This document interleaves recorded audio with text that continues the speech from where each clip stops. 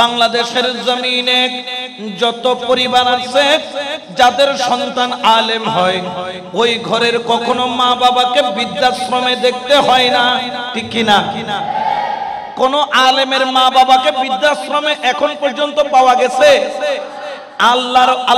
আল্লাহর কোরআনের ইলম যার কাছে রয়েছে, আল্লাহর কোরআনের জ্ঞান যার অন্তরের মধ্যে রয়েছে, আল্লাহর কোরআনের নূর যেই আলেমের সিনার মধ্যে রয়েছে, খবর নিয়ে দেখেন ডাক্তারের মা বাবা বৃদ্ধাশ্রমে থাকে, ইঞ্জিনিয়ারের মা বাবা বৃদ্ধাশ্রমের মধ্যে থাকে, শিল্পপতির মা বাবা বৃদ্ধাশ্রমের মধ্যে রেখে আসে, দুনিয়ার ধন দৌলতের লোভী ক্ষমতাবানদের মা বাবা বৃদ্ধাশ্রমে থাকে। একজন আলেমের মা বাবা ঘরের মধ্যে ঠিকমতো খাবার নাই, তারপরেও মা বাবা আপন ঘরের মধ্যে রাখে। কারণ কি? কারণ কোরআন আপনাকে শুধু জ্ঞান অর্জন দেয়, শুধু তাই নয়, সমাজে কিভাবে চলতে হয়, মা বাবার খেদমত কিভাবে করতে হয়, কিভাবে আল্লাহ ওয়ালার খেদমত করতে হয়, মা বাবার সেবা যত্ন কিভাবে নিতে হয়, সেই জ্ঞানও আল্লাহর কোরআনের মধ্যে আছে। সুবহানাল্লাহ বলেন না? ওরে মা বাবা যারা রয়েছে, আপনারা কত বড় ভাগ্যবান, আপনাদের সন্তান আলেম বানাচ্ছেন। এই সন্তান বড় হয়ে আলেম শুধু হবে তাই নয়, একজন মা বাবার জন্য একজন সন্তান যদি আলেম বানাইতে পারে, এত দামি আপনারা যারা তালেবে ইলম, আপনাদের মা বাবার সম্মান কেমন জানেন? কাল কিয়ামতের ময়দানে যখন আল্লাহ কায়েম করবে, ইযা যুলজিলাতিল আরদু জিলজালাহা ওয়া আখরাজাতিল আরদু আসকালাহা ওয়া ক্বালাল ইনসানু মা লাহা ইয়াওমা ইযিন তুহাদ্দিসু আখবারাহা। আল্লাহ যখন সংবাদ দিবেন, এটার নাম কিয়ামতের ময়দান। ওই কিয়ামতের ময়দানে সবাই দাঁড়াবে উলঙ্গ হয়ে, কিন্তু কতগুলা আল্লাহর বান্দা বন্দিনীকে আল্লাহ ইয়াকুত এবং জাবারুত পাথরের মুকুট পরাইয়া, রাজকীয় পোশাক পরাইয়া তাদেরকে দাঁড় করানো হবে। ওই মুরব্বীরা কিয়ামতের ময়দানে যখন দাঁড়াবেন, দাঁড়াইয়া তারা অবাক হয়ে যাবে, ব্যাপার কি? সবাই তো উলঙ্গ হয়ে কিয়ামতের ময়দানে দাঁড়াইল। আল্লাহ আমার এমন কি গুণ, আজকে কিয়ামতের ময়দানে আমাকে ইয়াকুত জাবারুত পাথরের মুকুট পরানো হলো, বাদশাহী পোশাক পরানো হলো। আমার আল্লাহর তরফ থেকে আওয়াজ আসবে, এ মা বাবা, তোমার সন্তানকে তুমি আলেম বানাইছো, এই জন্য আমি আল্লাহ খুশি হয়ে তোমরা মা বাবা দুজনকে জান্নাতি পোশাক কিয়ামতের ময়দানে পরাইয়া দিলাম। সুবহানাল্লাহ বলেন। তাহলে তালেবে ইলম যারা জ্ঞান অর্জন করে, যারা আমরা তো মনে করি আলেম বানাইলে এদের কোনো মূল্য নাই। না না, আলেম বানাইতে পারলে আলেমের মূল্য দুনিয়াতেও আছে, এই ইলমের মূল্য দুনিয়াতেও আছে, ইলমের মূল্য কবরেও আছে, ইলমের মূল্য হাসরেও আছে। যারা আলেম হতে পারবে, তোমার আব্বা আম্মাকে আল্লাহ পাক ইয়াকুত জাবারুত পাথর দিয়ে খচিত করে মুকুট পরাবে। আচ্ছা বলো তো, কিয়ামতের ময়দানে তোমাদের আব্বা আম্মাকে যদি আল্লাহ ইয়াকুত জাবারুত পাথরের মুকুট পরায়, তোমরা সন্তানেরা খুশি হবে না বেজার হবে?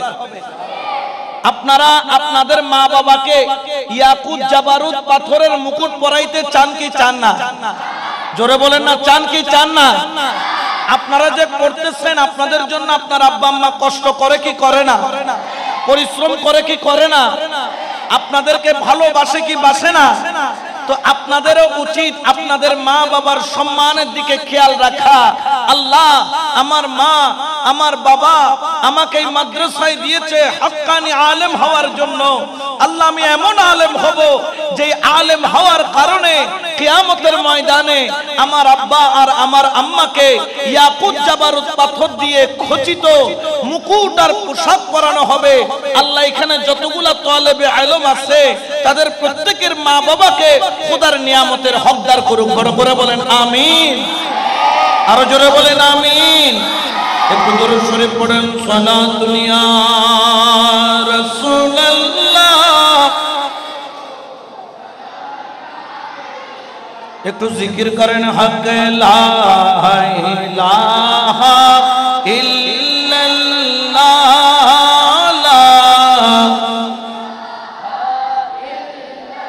লা বলো লা ইলাহা ইল্লাল্লাহ,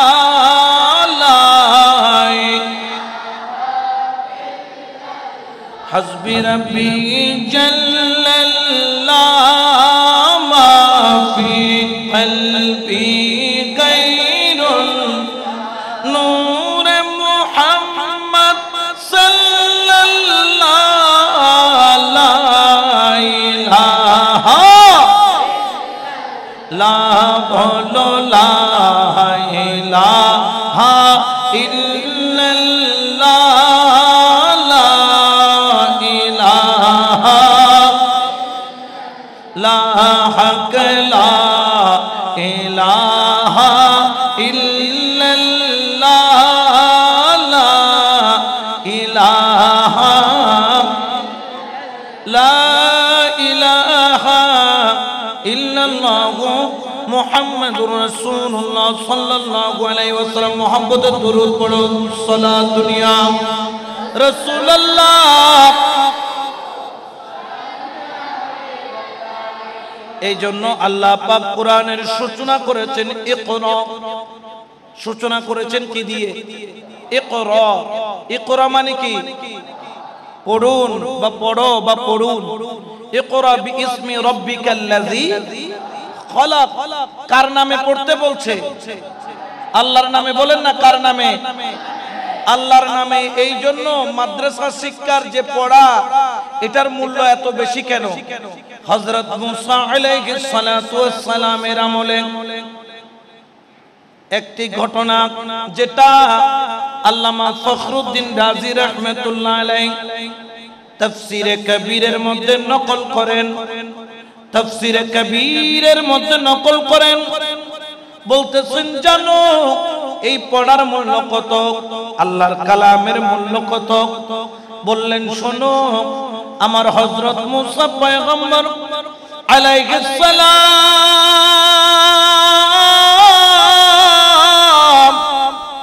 একদিন তিনি এক কবরস্থানের সামনে দিয়ে যায়। সুবহানাল্লাহ। আল্লাহর পয়গম্বরদের একটা আল্লাহ স্পেশাল ক্ষমতা দান করেছেন, যে ক্ষমতার বলে কবরের মধ্যে কোন কবরের মধ্যে আযাব চলে, কোন কবরের মধ্যে জাহান্নামের আযাব চলতেছে, কোন কবরের মধ্যে জান্নাতি খুশবু চলতেছে, আল্লাহর পয়গম্বররা তারা নবুয়তের চোখে দেখে। সুবহানাল্লাহ বলেন। পয়গম্বর যারা নবী, আল্লাহ তাদের একটা ক্ষমতা দিয়েছেন, তারা কবর দেখলে বলতে পারে এই কবরে কি আযাব চলতেছে নাকি এই কবরে রহমত চলতেছে। দেখার ক্ষমতা দিয়েছেন কে? এখন মুসা পয়গম্বর হেঁটে যাচ্ছেন আর দেখতেছেন এক কবরের মধ্যে ভয়ঙ্কর আযাব। তিনি বড় আফসোস করলেন ওই ব্যক্তির জন্য। আর যখন ব্যক্তির জন্য আফসোস করে চলে যান, তিনি অন্য শহরে গেলেন, দুই একদিন কাজ করলেন, কাজ করে আসার সময় আবার ওই কবরস্থানের দিকে তাকালেন, দেখতে পেলেন যেই কবরের মধ্যে যাবার সময় আযাব দেখেছিল হযরত মুসা পয়গম্বর, ওই কবরের মধ্যে দেখতেছেন যাওয়ার সময় ছিল আযাব, আর আসার সময় দেখলো কবরটা জান্নাতের বাগান। কিসের বাগান? পয়গম্বররা কবরবাসীর সাথে কথা বলতে পারে কি পারে না? জোরে বলেন না, পারে কি পারে না? কবরস্থানের সামনে দাঁড়ালেন, ওই কবরবাসীকে মুসা পয়গম্বর ডাক দিলেন, এ মাইয়াত যাওয়ার সময় তোর কবরের মধ্যে আযাব, তোর কবরের মধ্যে জাহান্নামের আগুন দেখেছি। যাওয়ার সময় দেখতেছি তোর কবরের মধ্যে দাও দাও করে জ্বলতেছে আগুন। কাজ শেষ করে এখন যখন ফেরত যাচ্ছি দেখি তোর কবর জান্নাতের বাগান। ব্যাপার কি ব্যাপার কি ব্যাপার কি? তখন ওই মাইয়ত বললেন, পয়গম্বর জানেন, আমার ইন্তেকালের পূর্বে আমার সন্তান আমার বিবির গর্ভের মধ্যে ছিল, আমার সন্তান আমার বিবির গর্ভের মধ্যে ছিল, আমি সন্তানের মুখ দেখি নাই। আমি আমার ইন্তেকালের পূর্বে নিয়ত করেছিলাম যদি আমার একটা পুত্র সন্তান হয় আমি তাকে আল্লাহর রাস্তায় মাদ্রাসার মধ্যে দিব। সুবহানাল্লাহ বলেন না? আমি তো ইন্তেকাল করলাম কিন্তু আমার বদখাসলতের কারণে আমি জাহান্নামে হলাম। ওই সন্তান জন্ম নিল, ওই সন্তান 4 বছর 4 মাস 4 দিন হলো। আমার বিবি আমার ওই সন্তানকে আমার ওসিয়ত অনুযায়ী মক্তবের মধ্যে নিল, মাদ্রাসার মধ্যে নিল, হক্কানি আলেমের দরবারে নিল, আর আলেমের কদমে নিয়ে বসায়া দিল। ওই আলেম সর্বপ্রথম যে সবক দিল সেই সবকের নাম হলো বিসমিল্লাহির রহমানির রহিম। সুবহানাল্লাহ বলেন। প্রথম সবক কি? বিসমিল্লাহির রহমানির রহিম। এই প্রথম সবক বিসমিল্লাহির রহমানির রহিম দিল। তখন আমার আল্লাহ ডাক মেরে বলে, কি রে ও ফেরেশতা, যায়া দেখতো আমাকে কে জানি ডাকতেছে বিসমিল্লাহির রহমানির রহিম বলে। বললেন, আল্লাহ অমুকের সন্তান ইয়েতিম সন্তান, বাবা দুনিয়ার মধ্যে নাই, আমাকে কি ডেকেছে? বললেন, আল্লাহ আপনার নাম নেওয়ার পরে আপনাকে রহমান বলেছে, আপনাকে রহিম বলেছে, আপনার নাম ইসমে জাতের মোহাব্বত নিয়ে আপনাকে ডেকেছে।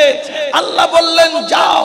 আমি আল্লাহ তো খুশি হলাম, যাইয়া দেখো তার বাবার কবরের কি অবস্থা। বললেন, সেখানে তো আযাব চলতেছে। বুঝে যার সন্তান আমাকে রহমান নামে ডাকে, রহিম নামে ডাকে, তার কবরে তো আযাব হতে পারে না। আমি আল্লাহ ওই সন্তান যে মাদ্রাসায় গিয়ে আমি আল্লাহর নাম স্মরণ করে আমি তার বাবার কবরকে জান্নাতের বাগান করে দিলাম। বড় করে বলেন সুবহানাল্লাহ। তাহলে এই আলেমে দ্বীন যে তোমরা যে প্রতিদিন বিসমিল্লাহির রহমানির রহিম এটা পড়তেছো, এটার দ্বারা তোমাদের মা বাবা যাদের নাই, মুরব্বী যাদের নাই, দাদা দাদি যাদের নাই, তাদের কবরটা কি জাহান্নামের আযাব হচ্ছে না জান্নাতের বাগান? জোরে বলেন না কিসের বাগান? আরো মহব্বতে বলেন কিসের বাগান? এই জন্য মাদ্রাসার জ্ঞানের এলমের মর্যাদা আছে না নাই? একজন তালেবে ইলম যখন হাঁটে, কারণ তারা কোনো সাধারণ ব্যক্তি নয়। আমার রাসূল পাক তিনি তার সম্পত্তির মেরাজ দেন নাই, কিন্তু তিনি তার ইলমের মেরাজ দিয়েছেন। এই জন্য যারা তালেবে ইলম, যারা আল্লাহর কোরআন পড়ে, যারা মাদ্রাসায় পড়ে, তাদেরকে আমার নবী ওয়ারাসাতুল আম্বিয়া বলেছেন। সুবহানাল্লাহ বলেন। আপনারা হচ্ছেন নবী পাক সাল্লাল্লাহু আলাইহি ওয়াসাল্লামের ওয়ারিস। কার ওয়ারিস? নবীর ওয়ারিস। তো আপনাদেরকে যে নবীর ওয়ারিস, আপনারা নবী কিসের মাধ্যমে আপনাদেরকে ওয়ারিস বানাইলেন? কি মিরাজ দিলেন? আমি আমার বাবার সম্পত্তি পেয়ে আমার বাবার মিরাজ পেয়েছি। আমার নবী বলেন, আমার সম্পত্তি আলেম পাই নাই, কিন্তু আমার ইলম আমি তাদেরকে দান করলাম। সুবহানাল্লাহ বলেন। এই জন্য তালেবে ইলম যেই রাস্তা দিয়ে হেঁটে যায়, ওই রাস্তা দিয়ে আল্লাহর রহমতের ফেরেশতারা ডানা বিছায়া দেয়। সুবহানাল্লাহ বলবেন না? একজন তালেবে ইলম যে রাস্তা দিয়ে হাঁটে, তার কদম ফেলার আগে রহমতের ফেরেশতারা কি বিছায়া দেয়? ডানা বিছিয়ে দেয়। কেন? আপনার কদমের ধুলিটা নেওয়ার জন্য। সুবহানাল্লাহ বলেন না? শুধু তাই নয়, তাই নয়, যেই কবরস্থানের সামনে দিয়ে তালেবে ইলম হেঁটে যায়, ওই তালেবে ইলম হাঁটার কারণে আল্লাহর ওই বান্দা যেই কিনা আলেমে দ্বীন তালেবে ইলম, যিনি একজন মাদ্রাসার ছাত্র, কবরস্থানের সামনে দিয়ে হেঁটে গেলে আল্লাহ পাক রব্বুল আলামিন আহকামুল হাকিমিন পরওয়ারদিগারে দু আলম ওই তালেবে ইলমের হেঁটে যাওয়ার কারণে আশেপাশের কবরস্থানের 40 দিনের কবর আযাব মাফ করে দেয়। সুবহানাল্লাহ বলেন না?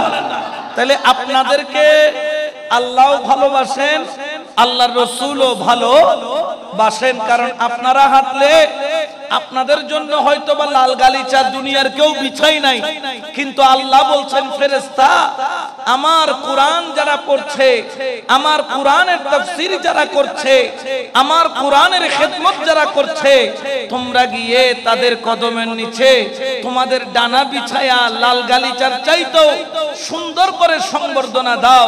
অর্থাৎ একজন তালেবে ইলম, একজন মাদ্রাসার ছাত্র যেদিকে যায় কবর আযাব মাফ হয়ে যায়, যেদিকে হাঁটে রহমতের ফেরেশতা ডানা বিছিয়ে দেয়, যেই ঘরে থাকে আল্লাহর রহমত নাযিল হয়, যেখানে বসবাস করে সেই এলাকার মানুষজন আল্লাহর শান্তির নিচে থাকে। শুধু তাই নয়, একজন তালেবে ইলম কিয়ামতের ময়দানে তার মা বাবা সহ, তার মুরব্বিদেরকে সহ আল্লাহ পাক যদি ক্ষমতা দান করেন, তার পুরো এলাকাবাসীকে জান্নাতে নেওয়ার হক রাখে। উচ্চ আওয়াজে বলেন না সুবহানাল্লাহ। তাহলে এই ইলম দরকার আছে না নাই? আরো জোরে বলেন না আছে না নাই? ইসলামের শিক্ষার কোনো বিকল্প, জোরে বলেন না বিকল্প? হ্যাঁ, মসজিদ অনেক আফজল, মসজিদ অনেক আফজল, কিন্তু মাদ্রাসা গুরুত্বহীন নয়। কারণ কি জানেন? আজকে যে মসজিদের মিহরাবে যিনি খুতবা দেন তিনি কিন্তু আলেম, তিনি মাদ্রাসা থেকে জ্ঞান যদি অর্জন না করতেন, তিনি মিহরাবে দাঁড়াইয়া কখনো খুতবা দিতে পারতেন না, ঠিক কিনা? মসজিদের ইমাম, মসজিদের মুয়াজ্জিন, মসজিদের মধ্যে খেদমতগার, নামাজ পড়ানোর জন্য কোরআন লাগে, ইসলামের জ্ঞান লাগে। এই জন্য মাদ্রাসা যেখানে যেখানে রয়েছে, এই এক একটি মাদ্রাসা হলো, এই ঘর হলো আল্লাহর, আর মাদ্রাসা হলো রাসূলুল্লাহর। উচ্চ আওয়াজে বলেন সুবহান। ইসলামের জ্ঞান না থাকলে, যদি ধর্মের জ্ঞান না থাকে, ওই এলাকার মধ্যে পাপ কর্ম কমে না বাড়ে? বাড়ে বলে না, কমে না বাড়ে? এখন আপনি যদি বাংলা বা জাগতিক যে জ্ঞান, স্কুল কলেজের জ্ঞান অর্জন করেন, ওখানে কিন্তু সুদকে কখনো হারাম বলে, তখন এখানে বলে লভ্যাংশ, ইন্টারেস্ট। কিন্তু ইসলাম বলে আহাল্লাল্লাহুল বাইআ ওয়া হারামার রিবা, ব্যবসাকে হালাল করছেন কিন্তু সুদকে হারাম করেছেন। সুদ দ্বারা কখনো দেশের কল্যাণ হতে পারে? জোরে বলেন না পারে? এখন কোনটা সুদী আর কোনটা ভালো মানুষ, ভালো মানুষের কি দাম, সুদী কি জিনিস, এটা বোঝার জন্য মাদ্রাসার জ্ঞানের কোনো বিকল্প, জোরে বলেন না বিকল্প নাই। ইসলামের জ্ঞানের মূল্য কতটুকু? তোমাকে বদচরিত্রবান হতে দিবে না ইসলাম। ইসলামের জ্ঞান এত বেশি। কারণ কি জানেন? এই জ্ঞান যদি অর্জন না করেন, আপনি শিক্ষিত হলেও আপনি একজন অন্ধ। যেমন হযরত ফারুক আজম একদিন তিনি সফর করতেছেন, সফরের সময় তিনি খেয়াল করলেন, যখন উনি সফরের মধ্যে বের হলেন মরুভূমির মধ্যে, উনি তৃষ্ণার্ত হয়ে পড়লেন। উনার কাছে যত পানি ছিল সমস্ত পানি শেষ হয়ে গেল, খাবার শেষ হয়ে গেল, উনার কাছে আর অবশিষ্ট খাবার বলতে নাই। তিনি কি করলেন? যাইতে যাইতে দেখে একজন রাখাল কতগুলা ছাগল চড়াইতেছে। তখন রাখালকে গিয়ে দেখলেন, রাখাল একটি ছাগলের দুধ দহন করে খেয়ে নিল। এবং ফারুক আজম গেলেন, বললেন, রাখাল ভাই, আমাকে একটু তোমার একটা ছাগল থেকে দুধ দিবা? তখন বললেন, মুসাফির, আমি আপনাকে ছাগলের দুধ দিতে পারবো না, আমার মালিকের হুকুম আছে, একটা ছাগলের দুধ আমি পান করব, কিন্তু অন্যকে দেওয়ার হুকুম আমার কাছে নাই। কে বলতেছে? একজন রাখাল, যে কিনা রাসূল পাকের শরীয়তের জ্ঞান। এখন ওই রাখালকে বললেন, ঠিক আছে, তুমি যদি একটা ছাগলের দুধ আমাকে না দাও, অন্তত ওই ছাগলটা আমার কাছে বিক্রি করে দাও, আমি ওই ছাগলটা ক্রয় করে ওই ছাগল থেকে দুধ পান করব। বললেন, আমার মালিক যিনি আছেন, যিনি এই ছাগল পাল আমাকে রক্ষণাবেক্ষণ করতে দিয়েছেন, তার অনুমতি ছাড়া আপনার কাছে ছাগল বিক্রি করতে পারবো? কারণ ইসলাম আমাকে আমানতদারি শিক্ষা দিয়েছেন, ইসলাম আমাকে দায়িত্ব শিক্ষা দিয়েছেন। আমি গরিব হতে পারি, কিন্তু ইসলাম আমাকে আমানতদারি, দায়িত্বের হক আদায় করার শিক্ষা দিয়েছেন। তখন ওই রাখালকে ফারুক আজম আরেকটু পরীক্ষা করছেন, বলে, আচ্ছা একটা কাজ করো, টাকাটা তুমি নিয়ে নিও, তোমার মালিককে দেওয়ার দরকার নাই, তুমি বলবা একটি ছাগল নেকড়ে বাঘ ছিঁড়ে খেয়ে ফেলেছে, তুমি নেকড়ে বাঘের সাথে যুদ্ধ করতে পারো নাই। তখন তিনি বললেন, আপনি কি আমাকে পাগল পেয়েছেন?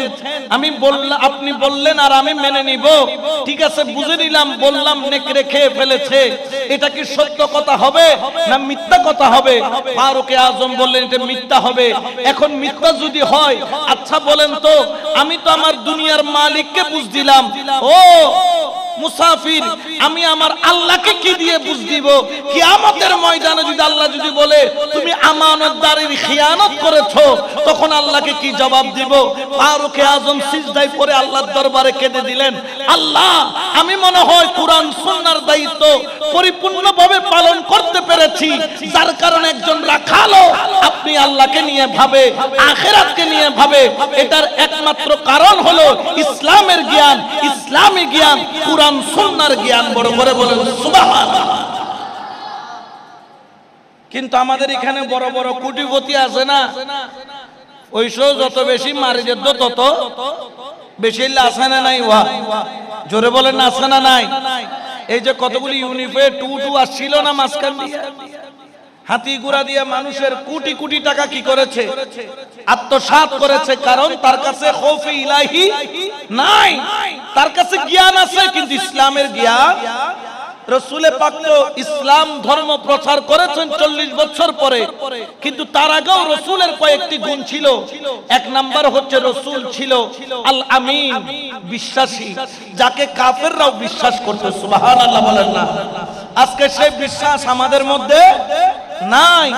রাসূল পাক দ্বিতীয় গুণ ছিল তার শুধু আল আমিন বা বিশ্বাসী নয়, তিনি ছিলেন আমানতদার। তার কাছে কেউ যদি কোনো আমানত রাখতো, 1 বছর পর, 2 বছর পর, 3 বছর পর, 5 বছর পর সেই আমানত যখন নিতে আসতো, রাসূল পাক সমানভাবে সেই আমানত যিনি দিয়েছেন ওই অবস্থায়, ওই টাকা, ওই থলে, ওই অবস্থায় পেঁচানো হুবহু ওই নোট যিনি ফেরত দিতেন, তার নাম হচ্ছে রাহমাতাল লিল। আরো জোরে বলেন না রাহমাতাল লিল। এই জন্য আমার ছাত্র ভাইরা যারা রয়েছেন, রাসূল পাকের এই দুইটা গুণ কখনো ছাড়া যাবে না।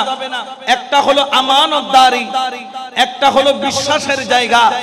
আপনাদের মা বাবা আপনাদেরকে এখানে বিশ্বাস করে দিয়ে গিয়েছেন, আপনাদেরকে খেয়াল রাখতে হবে। আপনার মা বাবা মুরব্বি কিরাম যিনি দিয়ে গিয়েছেন, এত কষ্ট করে আপনাকে পড়াচ্ছেন, আপনাকে হক্কানি রব্বানি আলেম হয়ে তার প্রতিদান দিতে হবে, ঠিক কি না? আর আমরা যারা হুজুররা রয়েছি, আমাদের কিছু আমানতদারি আছে। এগুলো আমাদের ছাত্র নয়, এগুলো আমাদের সন্তান, এগুলো আমাদের সন্তান। আমাদের সন্তানদের প্রতি আমরা এমন ভাবে দায়িত্ব পালন করব, তারা শুধু এমনি আলেম নয়, তারা যাতে জগৎ বাঁচা আলেম হয়, এমন আলেম এখান থেকে তৈরি করতে হবে, যেই আলেম হযরত আলী রেজা কানুশা রাহমাতুল্লাহ আলাইহিকে নিয়ে গবেষণা করতে পারে, উনার কিতাব নিয়ে গবেষণা করতে পারে, উনার রেখে যাওয়া আমানত নিয়ে গবেষণা করতে পারে।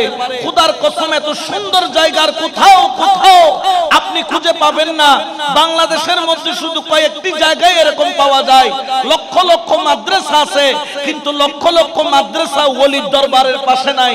আজকে এই রোডের এই পারে আসলে শরীয়তের খুশবু পাওয়া যায়, রোডের ওই পারে গেলে বেলায়েতের খুশবু পাওয়া যায়। এখান থেকে শরীয়তের জ্ঞান অর্জন করা যায়, ওইখান থেকে তরিকতের জ্ঞান অর্জন করা যায়, এইখান থেকে মুস্তাফার সিফত জানা যায়। আর হযরত আলী রাজা কানসার দরবারে মুরাকাবায় বসলে মুস্তাফার দিদার পাওয়া যায়। উচ্চ আওয়াজে বলেন সুবহানাল্লাহ। এখান থেকে রাসূলের খুশবু পাওয়া যায় আর ওইখান থেকে মুস্তাফার দিদার পাওয়া যায়। দুটোটা এক জায়গায়। যেখানে আপনারা এসেছেন বসেছেন, এটার চাইতে আপনারা আর ভাগ্যবান হতে পারেন বলে আমার মনে হয় না। কারণ এত বড় নিয়ামত আল্লাহ সব জায়গায় দান করেন। জোরে বলেন না, দান করেন। এই জন্য একটু দরুদ শরীফ পড়ুন। সালাতুন ইয়া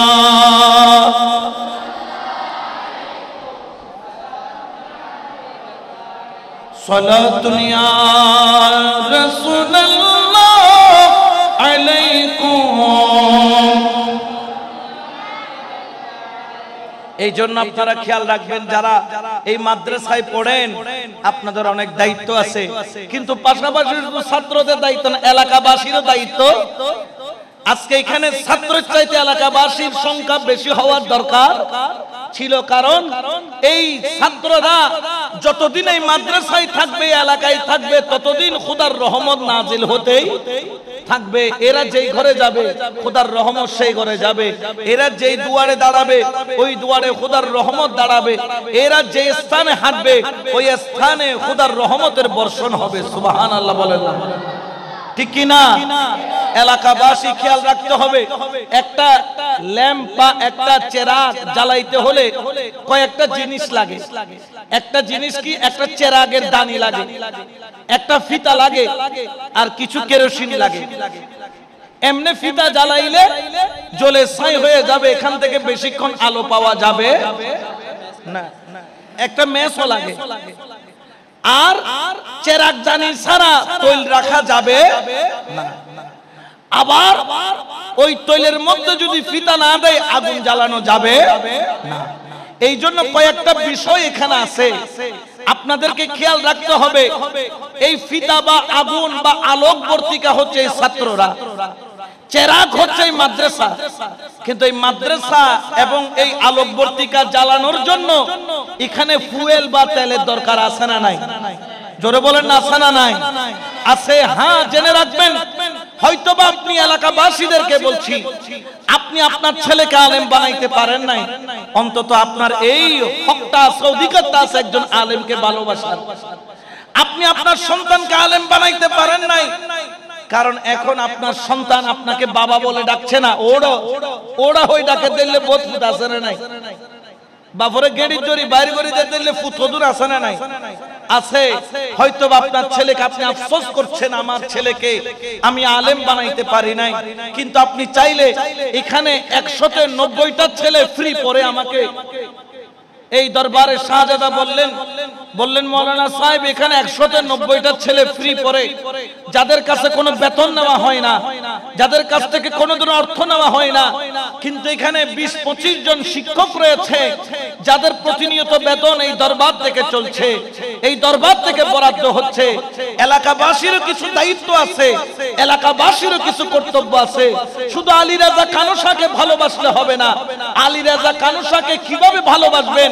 এই ছাত্রগুলাকে ভালোবাসলে আলী রাজা কানুসা খুশি হয়, এই ছাত্রগুলার মাথায় হাত বুলাইলে আলী রাজা কানুসা খুশি হয়, এই ছাত্রগুলাকে দায়িত্ব নিলে আলী রাজা কানুসা খুশি হয়। এলাকাবাসীর প্রতি অনুরোধ থাকবে, আপনার ছেলেকে আপনি আলেম বানাইতে পারেন নাই, কিন্তু জেনে রাখেন আপনি চাইলে এই একটা ছোট মাসুম বাচ্চা এখানে অনেক আছে যারা প্রাইভেট পড়তে পারে না, যারা একটু ভালো শিক্ষকের কাছে গিয়ে তারা প্রাইভেট নিতে পারে না, আপনি চাইলে একটা ছেলের দায়িত্ব নিতে পারেন। আয়েশা হযরতকে বলতে পারেন এই দরবারে শাহজাদাকে, হুজুর আমি তো আমার ছেলেকে আলেম বানাইতে পারি নাই, কিন্তু এখানে একটা এতিম ছেলে আমাকে দেন, কারণ আমি আলেমের মুখে শুনেছি রাসূল পাক বলেছেন ওই ঘর হলো উত্তম ঘর যেই ঘরের মধ্যে একটা ইতিমের ব্যবস্থা করা হয়, ইতিমের থাকা খাওয়া সুব্যবস্থা করা হয়, ওই ঘরকে রাসূল পাক উত্তম ঘর বলেছেন। আর নিকৃষ্ট ঘর হলো ওই ঘর যার কাছে টাকা আছে, বাংলো আছে, ফ্রিজ আছে, এসি আছে, গাড়ি আছে, কিন্তু একটা ইয়েতিমের জন্য যার কাছে মায়া নাই, যার অন্তরে দয়া নাই, একটা ইয়েতিমকে খাওয়াইতে পারে না, ওই ঘরকে রাসূল পাক নিকৃষ্ট ঘর বলেছেন। উৎকৃষ্ট ঘর হলো এটা যেখানে একটা ইয়েতিমের লালন পালন হয়।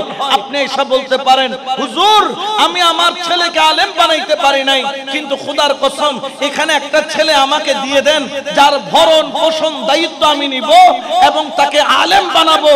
কোন আলেম? আল্লামা গাজী শেরে বাংলার মতো আলেম। কোন আলেম? ইমাম হাশিমের মতো আলেম। কোন আলেম? ওই আলেম যেই আলেম আল্লামা শহীদ নুরুল ইসলাম ফারুকীর মতো জান দিয়ে হলো মুস্তাফার গোলামি করে যাবে, ওই আলেম বানাবো। বড় করে বলেন না সুবহানাল্লাহ। ইয়া রাসূলুল্লাহ,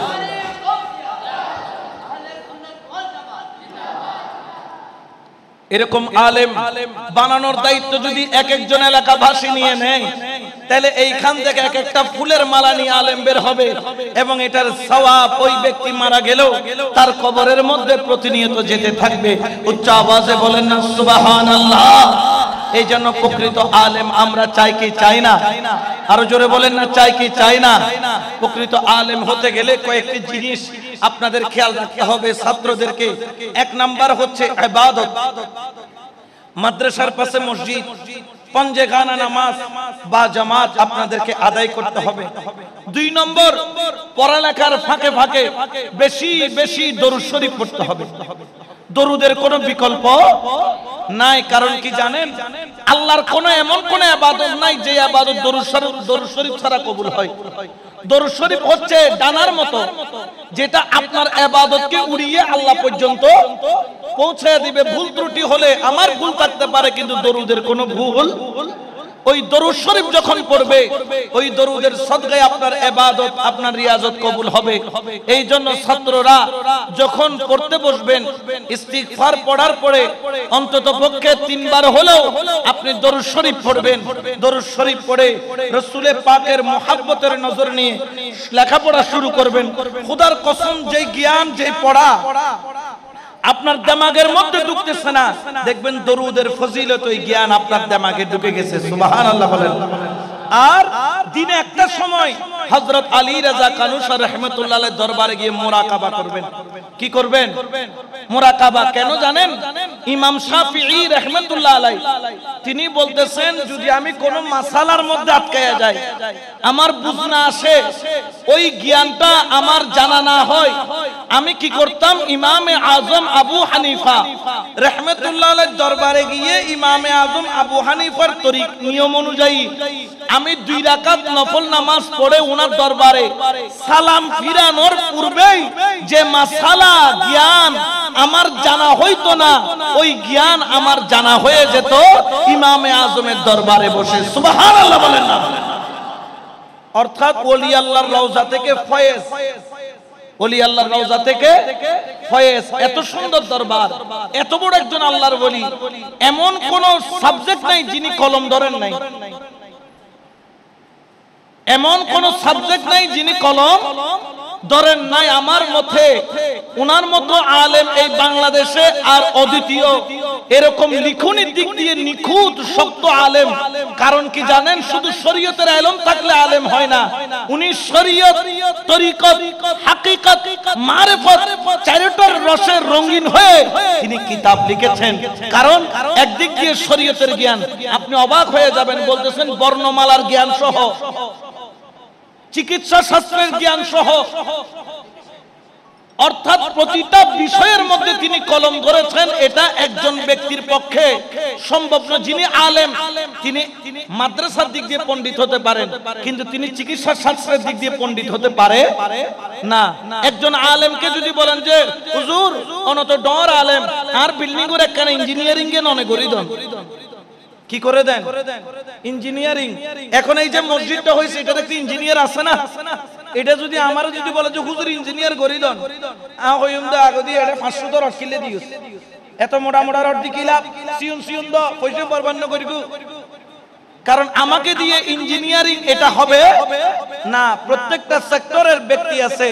কিন্তু আল্লামা আলী রাজা কানুশা রাহমাতুল্লাহ আলাইহি তিনি হচ্ছেন এমন একটা, যাকে বলা হয় গোল্ডেন বয়, মাল্টি বয়, যাদের কাছে খোদার, যাদেরকে আল্লাহ পাক, যাদেরকে বৈজ্ঞানিকের ভাষায় যদি বলি স্টার চাইল্ড, যাদেরকে স্পেশাল ভাবে বৈজ্ঞানিক ভাষায় বলা হয় স্টার চাইল্ড, আধ্যাত্মিক ক্ষমতার জ্ঞানে গুণী আলী রাজা কানুশা রাহমাতুল্লাহ আলাইহি, যাকে এত জ্ঞান আল্লাহ দান করেছেন, এটা দুনিয়ার মাদ্রাসার জ্ঞান নয়, এটা বেলায়েতের জ্ঞান। আপনি যখন তার দরবারে যাবেন, উনি যদি একবার নজর করে দেন, দেখবেন ওই নজরে আপনার কলবের দরজা খুলবে না, ওই জ্ঞানও আপনার মধ্যে আসবে। বড় করে বলেন না সুবহানাল্লাহ। ইনি এমন এক মাপের ওলি, যার কিতাব অনার্স মাস্টার্সে পড়ানো হতো, যার নামে চট্টগ্রাম বিশ্ববিদ্যালয়ের মধ্যে হল ছিল, যাকে নিয়ে আপনারা তো ঘরের মানুষ, কাছের মানুষ, আর সিটেঙ্গা বাসা দেখান কথা আছে, গরুর গরু গাড়ার কে নহায়, ওই ইম্পোর্টেড ক্যারিন আবার বেশি খায়, জিম বিদেশ তো না এনে বস্তা পরি পরি হতি নাই, এদের ক্যারে গিয়ে ইন্টিয়া দিও কিনে বেশি খাইও বেশি, কিন্তু গরর দুয়ার যাত্তর রোশনিবে চেরাগ ন ই বল যে সূর্য, এমন সূর্য জীবের তাবিয়া কোন ফার। সুবহানাল্লাহ। আপনারা কত বড় আল্লাহর ওলির সন্নিকটে আছেন আপনারা নিজেরাও জানেন না, এলাকাবাসী অনেকে বুঝেন না কত বড় নিয়ামত আপনাদের কাছে আছে, ওলি অনেক আছে, কিন্তু এই রকম বলি খুঁজে পাওয়া বিরল, যিনি 1800 শতকের মধ্যে, শতাব্দীর মধ্যে যিনি একজন সর্বশ্রেষ্ঠ সাহিত্য বিশারদের মধ্যে 1, 2, 3 নাম্বারের মধ্যে যদি গবেষণা করা হয়, হযরত আলী রাজা কানুশার নাম বাদ দেওয়ার কোনো সুযোগ, জোরে বলেন না, কোনো সুযোগ নাই। এই জন্য আমার ছাত্র ভাইদেরকে বলবো, তোমরা যদি সুযোগ পাও, প্রতিদিন একটা সময় হয় ফজরের নামাজের আজান দেওয়ার আগে 20 মিনিট আগে উঠে, 15 মিনিট আগে উঠে ওনার দরবারের পাশে গিয়ে তাহাজ্জুদটা আদায় করে হাত তুলে দিবা। খোদার কসম, দেখবে তোমার চারিত্রিক পরিবর্তন, তোমার আধ্যাত্মিক পরিবর্তন, তোমার মেধার পরিবর্তন, তোমার চরিত্রের পরিবর্তন, তোমার আখলাকের পরিবর্তন যদি না হয়, তুমি আমাকে বলিও, দেখবে তোমার চেহারার মধ্যে রোশনি চলে আসবে, তোমার জবানের মধ্যে খুশবু চলে আসবে, তুমি যার সাথে কথা বলো সবাই তোমাকে ভালোবাসবে। কারণ কি জানো, আলী রাজা কানুশা যাকে ভালোবাসে, রাসূলও তাকে ভালোবাসে, আলী রাজা কানুশা যাকে ভালোবাসে, আল্লাহ তাকে ভালোবাসে। আর আলী রাজা কানুশার দরবারে থেকে উনার দরবারে যেটা সালামিও পেশ না করো, তখন এটা বড় আফসোসের বিষয়, এটা বড় দুঃখের বিষয়।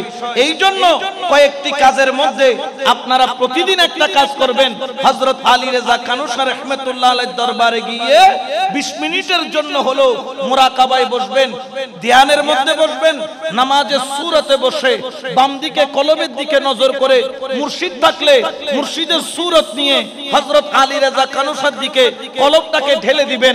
এ কলব, তুই তো না পাক, তুই তো না পাক, তুই একটু যা আলী রাজা কানুশার কলবের সাথে লেগে যা। কারণ কি জানেন, আলী রাজা কানুশা হলো পরশ পাথর। বড় করে বলুন সুবহানাল্লাহ। যার পরশ লাগলে মরা কলব কি হয়ে যায়, জোরে বলে না কি হয়ে যায়। এই জন্য আমার আল্লাহ পবিত্র কোরআনে ঘোষণা করেছেন, فوجد عبدا من عبادنا آتيناه رحمة من عندنا وعلمناه من لدنا علما। এই দুনিয়ার মানুষ, দুনিয়ার বুকে আমার কতগুলা বান্দা পাবা, যারা চলে তোমার মতো, খাই তোমার মতো, ঘুমাই তোমার মতো, দুনিয়াদারি করে তোমার মতো, আসলে কিন্তু তোমার মতো নয়। আতাইনাহু রাহমাতাম মিন ইনদিনা, যাকে আমি আল্লাহ আমার পক্ষ থেকে স্পেশাল রহমত দান করেছি। ওয়া আল্লামনাহু মিন লাদুন্না ইলমা, ওই রহমতের নাম হলো ইলমে লাদুন্নি, অথবা ইলমে মারিফত, অথবা ইলমে বেলায়ত। সুবহানাল্লাহ বলেন না। ওই জ্ঞান আল্লাহ দান করেছেন। পবিত্র কোরআনে বলছে আল্লাহর কিছু প্রিয় বন্ধুকে বড় করে বলে সুবহানাল্লাহ। এই জন্য আমরা বলি মদিনার গোলামি আমায় দে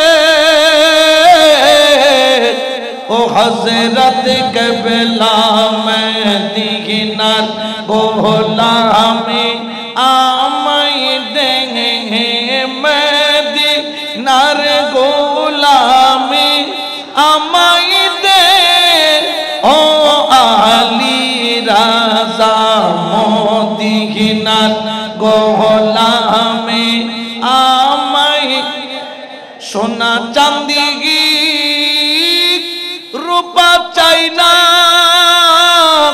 চরণ দুলি গই কামনা সোনা চাঁদি রূপা চাই না চরণ দুলি হেই কামনা ভাঙা তোকে ধীরে জোরা লাগাই দে ও আলী রাজা ভাঙা তোকে ধীরে জোরা লাগাই দে ও মুর্শিদ কেবলা মদিনার গোলামি আমায় দে মদিনার গোলামি আমায় দে ও বাবা জান কেবলা মদিনার গোলামি আমায় দে সোনা দুনিয়া রাসূলুল্লাহ।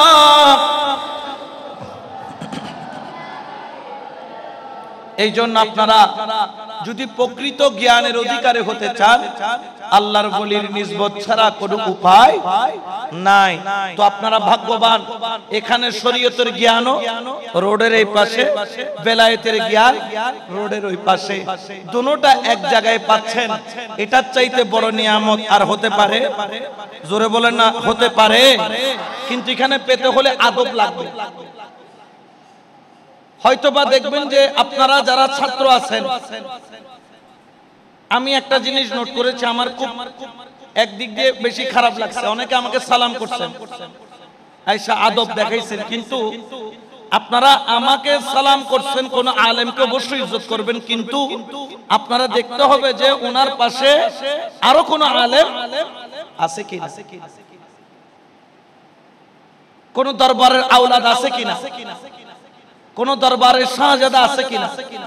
আপনারা যখন কোন আলেমকে সালাম করবেন, ধরেন এখানে আসলেন, পাগড়ি দিল, আলেমকে সালাম করলেন, সাথে সাথে আরো যতগুলো আলেম আছে ওনাদেরকে কদম বুসি করতে হবে। কারণ আমার মাওলা আলী কি বলছেন জানেন?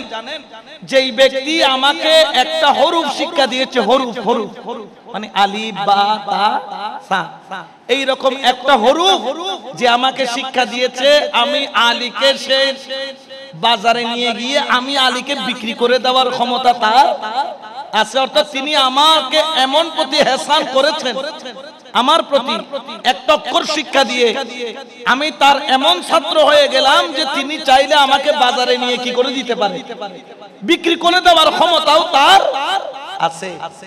শুধু একটা অক্ষর আলিফ বা তা সা, এই ধরনের অক্ষর যিনি শিক্ষা দিবেন। এই জন্য এই দরবারে যত আওলাদ দেখবেন সম্মান করবেন। কেন করবেন? কারণ ওনাদেরকে সম্মান করলে হযরত আলী রাজা কানুসা কি হবেন? খুশি। জোরে বলেন না, হবেন কিনা?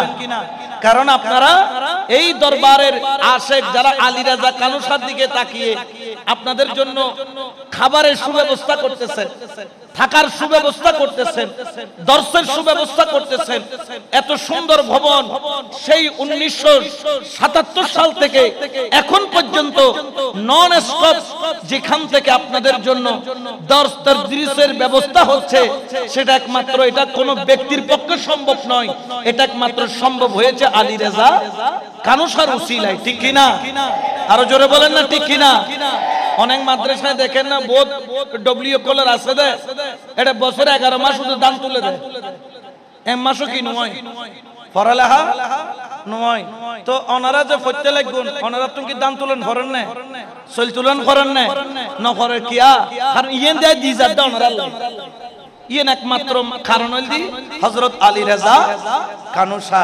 এই জন্য আপনারা এই দরবারে যত আওলাদ দেখবেন, আওলাদদেরকে সম্মান করবেন। আমি আমার একটা ব্যক্তিগত কথা বলি, আমার দাদা জান হচ্ছেন বাবা ভান্ডারী খলিফা। তো বাবা ভান্ডারী কেবলা আলমের পরে আমার দাদা হুজুর কেবলা হযরত সৈয়দ আবুল বশর মাইজ ভান্ডারী কুদ্দিসা সিরহুল বারিয়ার দরবার আসা যাওয়া করতেন। ওনার ইন্তেকালের পরে আমার দাদা হুজুর হযরত মাওলানা সৈয়দ বদরুদ্দোজা, উনি একজন তৎকালীন সময়ে মাইজ ভান্ডারের জন্য সবচেয়ে বড় আলেম ছিলেন। মুনাজারা করেছেন অনেক জায়গায় গিয়ে, ওনার সুহবতে ছিলেন। যখন হযরত সৈয়দ বদরুদ্দোজা মাইজ ভান্ডারী রাহমাতুল্লাহ আলাইহির দরবারে যাচ্ছেন, তখন ওনারা খুব ছোট, একদম ছোট ছোট আওলাদে পাকরা। তো আমার দাদা হুজুর গিয়ে ওনাদের কদমে চুমা দিতেন। তো ওনারা সরে যেতেন, বললেন যে বদ্দা অনেক কিতালে কিন্তু অনেক এত বড় মুরব্বী অনার কদমত কা চুমা অনার ইন্ন গজুন হতে ন অনরে করে দিন, অনরে সম্মান করে দিন। আমি আর বাবা ভান্ডারীর সম্মান করি, আপনাকে নয়। আমি আমার বাবা ভান্ডারীকে কি করতেছি, আপনি ছোট আমি জানি, কিন্তু আপনি তো বাবা ভান্ডারী, আমার মুর্শিদের রক্ত, আমার মুর্শিদের খুন, আমার মুর্শিদের রক্ত আপনার ভিতরে প্রবাহিত হচ্ছে। আমি আমার মুর্শিদকে সম্মান করতেছি। এই জন্য এই দরবারে যত আওলাদ, প্রত্যেকে এই দরবারে যারা আশেক আছে, ছাত্র আছে, তাদের মাথার তাজ। আদবের সাথে চলবেন, খোদার কসম। এলম পড়ে অর্জন হয় না, এলম আদব দিয়ে অর্জন হয়, এলম মুহাব্বত দিয়ে অর্জন হয়। আমি জানি অনেক আলেম দেখেছি এখনো আলেম নাই, অনেক আলেম দেখেছি যারা ভালো স্টুডেন্ট ছিল, লেখাপড়া করেছে, আমাদের ক্লাসমেট, এখন দেলে শুনলে চাইলে একদম ক্লিন শেপ। কিরবাজি তুই তো রোল নম্বর 1 আসলি অবস্থা কা কত দূর বায়া ফরগিদের গেতে পড়ালেখাইন বুঝি। এখন আল্লাহ দিলে ব্যাংকত মিটে শুধু সরি করি, কিউ সরি। এখন সুদের বিরুদ্ধে ওয়াজ করেন না, যে সুদের বিরুদ্ধে ওয়াজ করলে সমস্যা আছে, শুধু সরি করেন। তো এই এলমের কোনো দাম আছে? আমরা ব্যক্তিগত পক্ষে তেমন কিছু ছিল না, কিন্তু আমাদের একটা জিনিস ছিল, আমরা উস্তাদদেরকে সম্মান করতাম, খেদমত করতাম, ওনাদের সোহবতে থাকতাম। আমরা যখন হোস্টেলে ছিলাম তখন আমাদের উস্তাদ যিনি, যারা শেখ বুজুর্গ টাইপের ছিল, আমরা ওনাদের মাঝে মধ্যে গিয়ে বাসন মেজে, আমি একজন শাহজাদা কিন্তু আমি হুজুরের বাসন মেজে দিতাম, হুজুরের কাপড় দিয়ে দিতাম, হুজুরের খেদমত করতাম। হুজুরের কি লাগে, আমাদেরকে আবার হাদিস পড়াইতেন হুজুর। এক একটা গেলে আলহামদুলিল্লাহ এই হাদিস ইবের অর্থ আরাতে তো ছোড়ো নবী জাম আমাদেরকে বুঝাইতেন কিভাবে রাসূলকে মহব্বত করতে হয়, কিভাবে রাসূলের করিব। ওনাদের কাছে সেই ইলমটা ছিল। তো উস্তাদের খেদমত করবেন, আলেমের খেদমত করবেন, আওলাদের ইজ্জত করবেন। কারণ যদি আপনি সম্মানিত হতে চান, আগে আপনাকে সম্মান দেওয়াটা শিখতে হবে, ঠিক কি না? এই জন্য শায়ের কি বলতেছেন, ভিখারি সাজিয়া আইলাম মাওলার দরবারে। একটা তরিকতের কালাম আপনাদেরকে শোনাই, সবাই আমার সাথে একটু পড়বেন। ভিখারি সাজিয়া আইলাম মাওলার দরবারে, বলো ভিখারি সাজিয়া আইলাম বাবার দরবারে। রহমতের নজরে বাজান চাও নাই আমারে, বলো রহমতের নজরে বাজান চাও নাই আমারে। ভিখারি সাজিয়া আইলাম বাবার চরণে, বলো ভিখারি সাজিয়া আইলাম মাওলার চরণ। অনল বর্ষী বৃষ্টির মতো ফয়েজ জারি অবিরত, অনল বর্ষী বৃষ্টির মতো ফয়েজ জারি অবিরত। চরণে হইলে নত ফয়েজ পাবি রে, বলো চরণে হইলে নত ফয়েজ পাবি রে। ভিখারি সাজিয়া আইলাম মাওলার চরণে, বলো ভিখারি সাজিয়া আইলাম বাবার চরণে। রহমতের নজরে বাজান চাও নাই আমারে, বলো রহমতের নজরে কানু চাও নাই আমারে। ভিখারি সাজিয়া আইলাম বাবার চরণে বলো ভিখারি সাজিয়া আইলাম কানুর চরণ।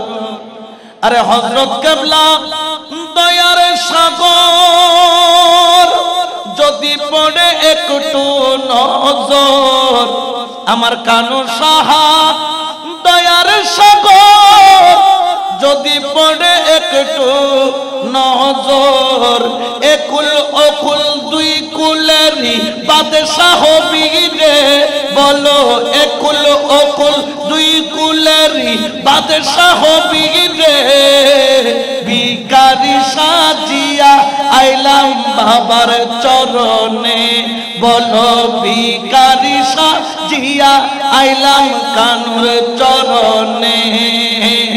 রহমতের নজরে বাজান চাও না আমারে বলো রহমতের নজরে মুর্শিদ চাও না আমারে ভিখারি সাজিয়া আইলাম বাবার চরণে বলো ভিখারি সাজিয়া আইলাম মাওলার চরণ। চরণ সেবা করব আমি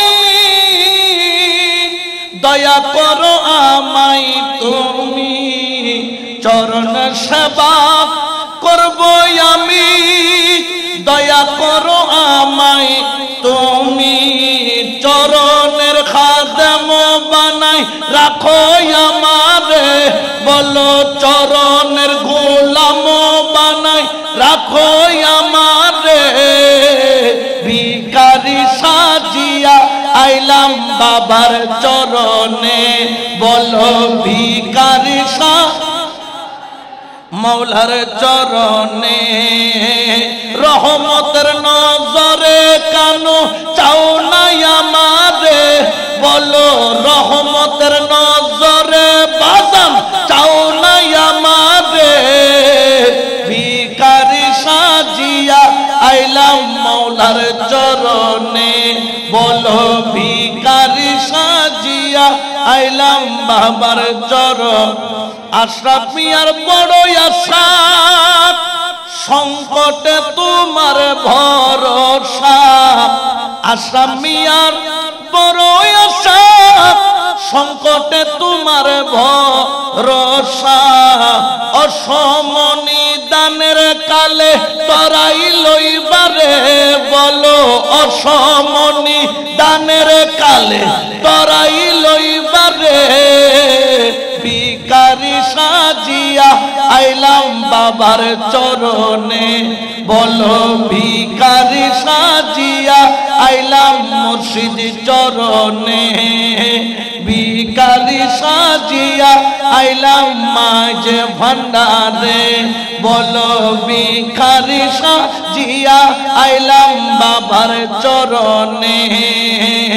রহমতের নজরে বাজান চাও না আমারে বলো রহমতের নজরে বাজান চাও না আমারে ভিখারি সাজিয়া আইলাম মাওলার চরণে বলো ভিখারি সাজিয়া আইলাম বাবার চরণে। সালাতুন ইয়া রাসূলুল্লাহ আলাইকুম। কারণ ওলি আল্লাহর দরবারে যত ছোট হওয়া যায় তাকে আল্লাহ তত বড় বানায়। কি বানায়?